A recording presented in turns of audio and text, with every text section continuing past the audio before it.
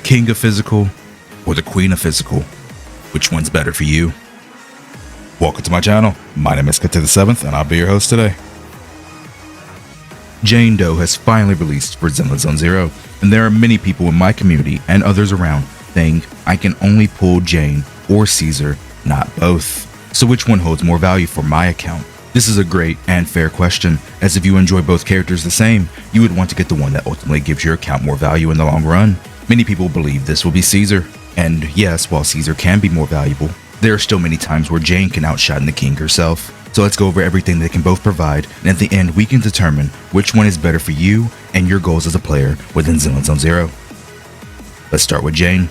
It is no secret that Jane is one of our premier DPS agents in the game currently, as she is able to be ran in a disorder team, or my personal favorite, a hyper carry team, where you focus on buffing Jane's assault damage as much as possible.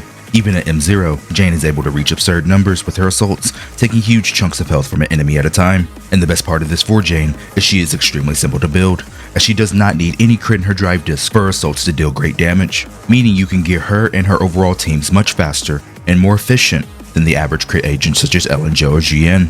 And also being an anomaly agent, Jane doesn't rely on her skill multipliers to output the majority of her damage, meaning you can leave these around level 9 or 10 just for the day's damage, but maxing them out is not necessary at all.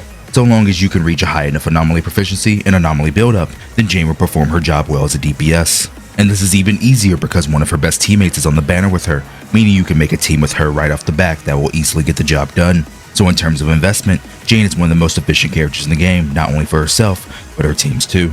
But the best thing about Jane for me is her insane mobility, as she has so many built-in dodges in her attack string, and also arguably the best dodge in the game as well, making her extremely hard to hit as she scurries around the battlefield just like a rat. This inherently makes it where Jane will be less vulnerable than most other DPS, meaning she does not need as much defensive options to get the job done, as the enemies you fight will have a very hard time finding an opening against her. So when you factor in her damage, ability to stay safe while doing her DPS, ease to build and play, and her assets, it's easy to see why so many players are gravitating towards her, as she seems to have many more upsides compared to down. But speaking of down, one of the downsides is her lack of teams in the current state of Zenless Zero, as she is pretty limited with the potential teammates she could be ran with, and some of these characters are standard S ranks that many players might still not have.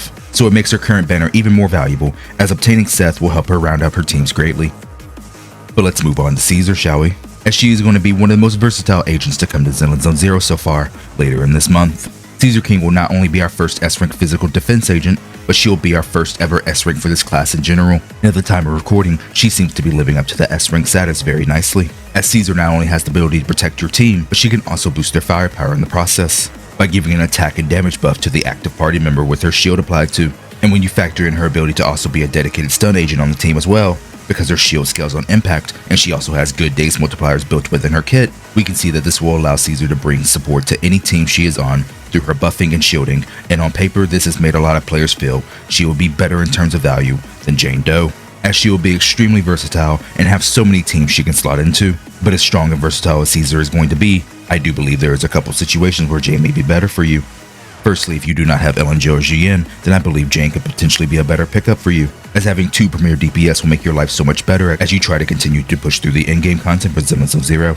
And right now the other DPS agents in Zenless Zero are just not on Ellen, Ju, and Jane's level. And one of the things that all three of these characters share is not being reliant on defensive options, as all three have great mobility and many ways to stay safe while dishing out their damage, meaning shields are not as important for these characters as others. And having 2 out of these 3 DPS characters will allow you to be in a comfortable position for a long time as you await new characters in the future for the game. And if you happen to not have Ellen and Juyen, then I absolutely think Jane is worth it, if you do like her. And the second way I can see Jane being a better pull than Caesar is how skilled you are as a player. Now this point may seem a little awkward, so let me properly explain. In other hoyoverse titles such as Genshin Impact and Honkai Star Rail, they have released incredibly strong supports that have withstood the test of time, and I believe the same thing will happen for Zenless Zero as well, meaning the future supports and or off-field agents coming to the game will be very powerful. Recently, Zenless Zero added the disputed node to Shiyu Defense, and this mode made a lot of players realize that skill was important in this game after all, as most players struggle to clear, or probably still haven't beat it yet still. But to the players that have beat it, then you obtain enough skill to where Caesar's shield will not benefit you as much, and you would only be obtaining her buffs in the process. And while Caesar does have incredible buff potential, I strongly believe that the future supports will be better, and waiting patiently for them will be worth it for you. If we were to go back and look at Honkai Star Rail, there's a character named Bronya, and at the beginning of the game she was seen as a support that could never be replaced, and seen as a unit that would be timeless. And while Bronya is still a very good unit in Star Rail, she has been outclassed as Star Rail has released 3 other supports in the form of Rame, Sparkle, and Robin that all bring so much to the table for their respective teams. So Hoyoverse has shown game after game and time again that they are more than willing to make extremely powerful supports. So if you are only wanting Caesar because of her buffs and not the shield, then I say waiting will be a great option for you. And Jay may be the better pickup as well. Caesar will be a strong agent for a long time in Zenless Zone if her current version stands, but she will be most valuable for people who want her shield and her buffs, not just one or the other. So if you really can only choose one of the 2 characters, then take all of this into consideration and try to choose the one that will fit best for you, your style, and overall account. But in my honest opinion, at this point of the game, there is no wrong choice, as we are still too early into Zenless Zone to say what is a fact or not, and we are still learning new things every single day as we play. So I wish everyone who pulls on either banner the best of luck, and may you win your 50-50 and bring home your favorite characters. But don't forget to check me out on Twitter at Ket7th, join the Discord for future giveaways, and be sure to subscribe for more ZZZ content. And as always, my name is Ket7th, and with that, I'm signing out.